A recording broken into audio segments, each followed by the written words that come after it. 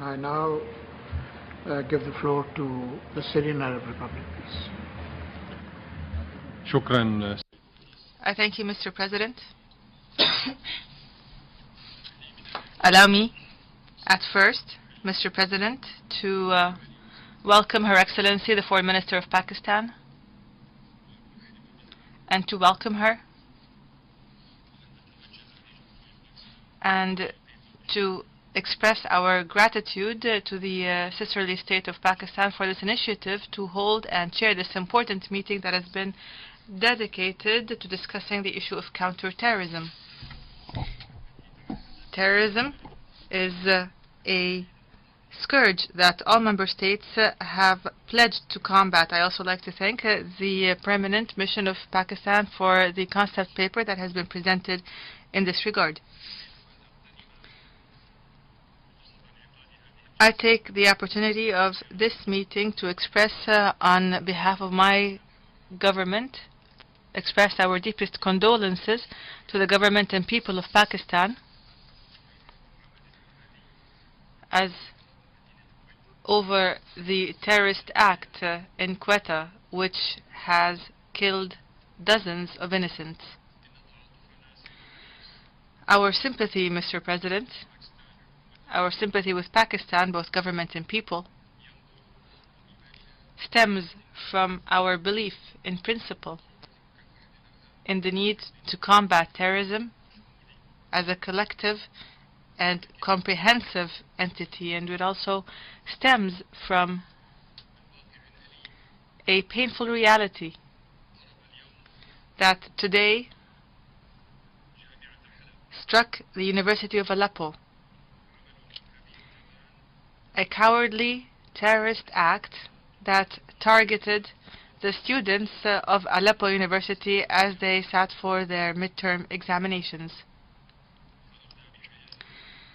This act killed 82 students and wounded 162 other students.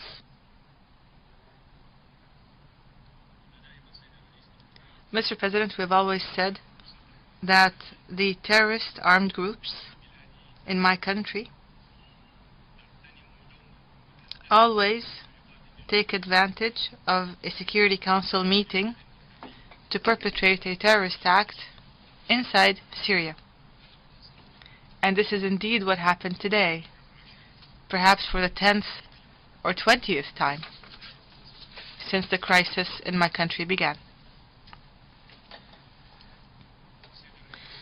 Mr. President, you have rightly chosen for our meeting the title, A Comprehensive Approach to Counter-Terrorism.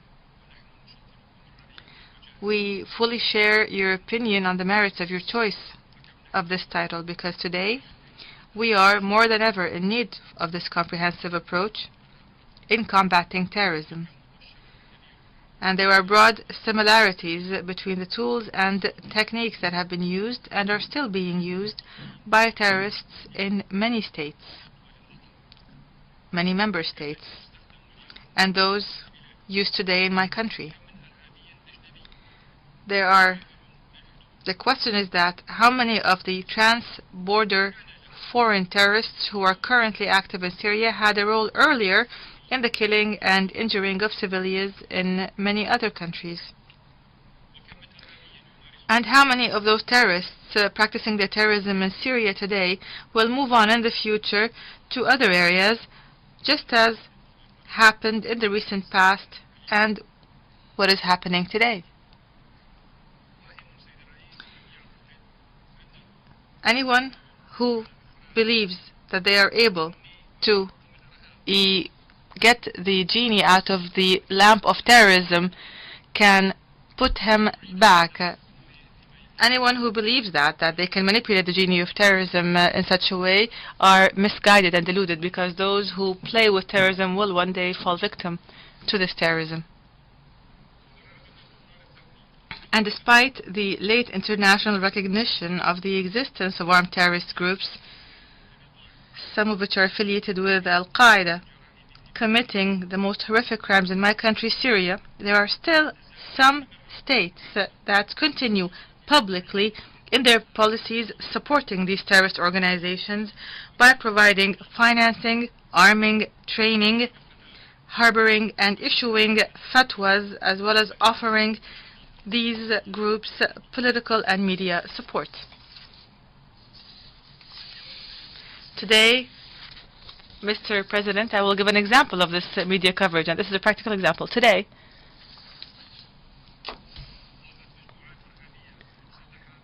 armed terrorist groups attacked the homes and dormitories of Syrian army elements in the city of Dar'a in southern Syria, where only women and children were present. These armed groups perpetrated an attack, a terrorist attack, and killed and wounded and harmed the dignity of and humiliated whoever they could. What's important here is that the Arabiya channel, which is considered the operations room for that directs these terrorist actions, what's ironic is that this channel actually broadcast news of this act before it even happened and considered it a blow by the terrorist groups in Syria against the regime. And this is what we mean by media cover and by media support given to terrorism and armed groups in Syria. Al-Qaeda-affiliated terrorist organizations have publicly claimed responsibility for the terrorist attacks that they perpetrated in Syria in response to orders issued by leaders of that network. And among these organizations affiliated with Al-Qaeda are Jabhat al-Nusra, which claimed responsibility for many terrorist attacks in Syria. And recently, the American news channel CNN, I repeat, the American news channel CNN, not Syrian television, has confirmed recently, in cooperation with many Western think tanks, that Jabhat al-Nusra is alone responsible for more than 600 terrorist attacks in Syria over the past 2 years. Mr. President, we have repeatedly warned this Council, and we called upon it for more logic and wisdom, and we have issued warnings through hundreds of statements, meetings, and official communications to the United Nations and its agencies throughout the crisis in Syria. We've warned of the dangers of terrorists flowing into my country under subversive slogans such as doctrinal and sectarian jihad and holy war against the diverse social fabric that characterizes the Syrian people. We have demanded that countries supporting these terrorist groups must stop. And we also called upon the Security Council, the General Assembly, and the counter-terrorism committees to undertake their responsibilities in this regard. However, countries with influence have thwarted taking any concrete action to combat the terrorism being perpetrated in my country, Syria. These influential countries in this Council have even prevented the Council from issuing 7 press statements condemning terrorist attacks that claimed the lives of hundreds of innocent Syrians. Moreover, influential countries have blocked the issuing of some urgent letters that I sent in the name of my country's government to the Security Council and the Secretary General on the 21st of November 2012, and which includes the names of 143 foreign terrorists that were killed in Syria. This letter has not been issued as an official document yet, even though 2 months have passed since we made this request. And despite the fact that reports from the United Nations itself have indicated recently the presence of foreign fighters from more than 29 states in Syria. Mr. President, the terrorist activities carried out by some groups in Syria have reached dangerous levels in terms of quantity and quality. These groups have targeted vital facilities and infrastructure in several areas in order to bring about the comprehensive destruction of society and to dry all the sources of livelihood for citizens, whether in terms of food, medicine, energy sources, fuel derivatives, roads, and means of communications. Not one single Syrian can be convinced that the actions of these armed groups, supported by black petrodollars and huge amounts of hatred and non-patriotism, that aim to impose hunger on these citizens and deprive them of their homes and security, leaving them in the cold and suffering from disease and pushing them to refugee camps. Nobody can believe that all of these are a spring that aims to serve them and to establish reform and freedom. How can we explain the reason terrorist groups target international humanitarian aid provided by the United Nations and other agencies, as well as the assassination of Syrian Red Crescent volunteers, and the threats that these groups make against international workers and diplomatic missions accredited in Syria? What is the humanitarian significance of targeting civilian aircraft? It is sure that the goal of this blind, vindictive terrorism practiced in Syria is to destroy the state and society and not to spread democracy, reform governance mechanisms, and protect and promote human rights and combat corruption, all of which are issues that are popular demands in Syria and which enjoy consensus among the different factions of Syrian society. Mr. President, the suspicious goals that some countries try to achieve by supporting terrorism and extremism in my country have started to flow to the surface. We see Israel now using the excuse of some extremist terrorist groups infiltrating the buffer zone in the Golan to justify building a wall along the ceasefire line that would be 42 kilometers long on the territories of the occupied Syrian Golan in the buffer zone. And what comes to the mind of any beginner in politics is to ask about the side and party that has supported the actions of these terrorists to enable them to reach that zone to begin with, and the parties that have helped establish such a movement and have set the right conditions for it at this timing in particular, especially since high-level officials at the Department of Peacekeeping Operations in the UN have ignored documented information that we have provided to them at the time on the facilities that Israel is offering, Israel, the occupying power in the Golan, to these terrorists. Must we not wonder, Mr. President, and must you not wonder along with us, that the first suspect in any crime is usually the person who aims to profit from this crime, or who stands to profit from it? We are witnessing directed terrorism wearing the mask of those mongering in religion and media and embodied in takfiri jihadist extremist fatwas issued by some fake clerics who appear on satellite TV channels that promote ignorance and terrorism.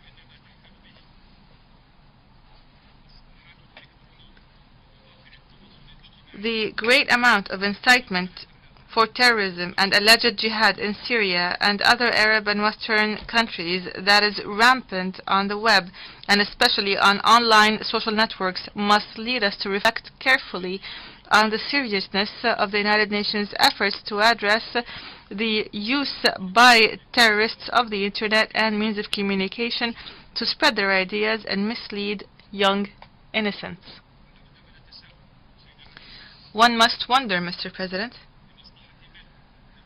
for whose sake have Western nations, particular Western nations, mounted the wave of demands for legitimate reform in the Arab world and has diverted these demands from their path and forged an alliance with extremist Islamic organizations which, once coming to power, would remove their masks and start searching for bases in countries that have not known such organizations in the past. And in whose interests, Mr. President, are prisoners and detainees from Al-Qaeda smuggled out of prisons and sent to Syria with the funding and support from well-known countries and parties such as Turkey, Qatar, Saudi Arabia, and a specific political group in Lebanon?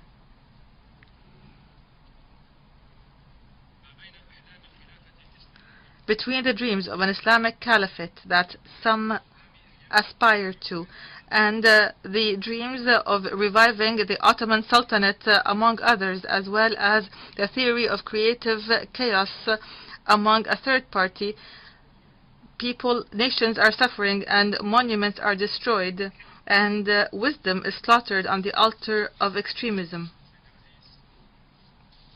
Mr. President, the Turkish government has exploited the suffering of the Syrian people to practice piracy and economic terrorism, embodied in collusion with armed groups, to steal nearly 1,500 pharmaceutical and industrial facilities, dismantling them and moving them from the city of Aleppo to Turkey.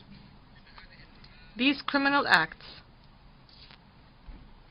which target the livelihoods of Syrians and their factors of development, should be condemned in the same way we condemn conventional terrorism acts that lead to immediate death and destruction. This behavior calls for a firm response from the Security Council, demanding that the Turkish government return all stolen property to its Syrian owners and provide compensation to those affected. And as the Prime Minister of Turkey called a few days ago on the imperialist states, he described them as imperialist states. He called upon them to return the fortunes looted from Africa. He should also call upon his government to return the material that it looted from Syria and to stop the practices that harm the brotherly Turkish people and the neighborly relations between the two countries. Mr. President, this is only the tip of the iceberg. Regional and international interference in our international affairs has become blunt and overlooking the violations committed by some states of the most basic principles that international legitimacy was based on has become shameful, and the exploitation of Syrian blood to carry out terrorist, destructive, evil political agendas has become flagrant. Mr. President, how can we move to combat terrorism in Mali while at the same time we encourage and sponsor and arm the same brand of terrorism in my country, Syria? In closing, Mr. President, I would like to express my regard to the new members of the Security Council, the permanent representatives of Australia and Argentina, and the Republic of Korea and Rwanda and Luxembourg. I would like to congratulate them on their membership in the Security Council, and I wish them success and good luck in pushing forward the way this Council deals decisively with the issue of countering terrorism in the entire world. Thank you, sir. I thank the representative of the Syrian Arab Republic, and I now give the floor to the representative of Bangladesh.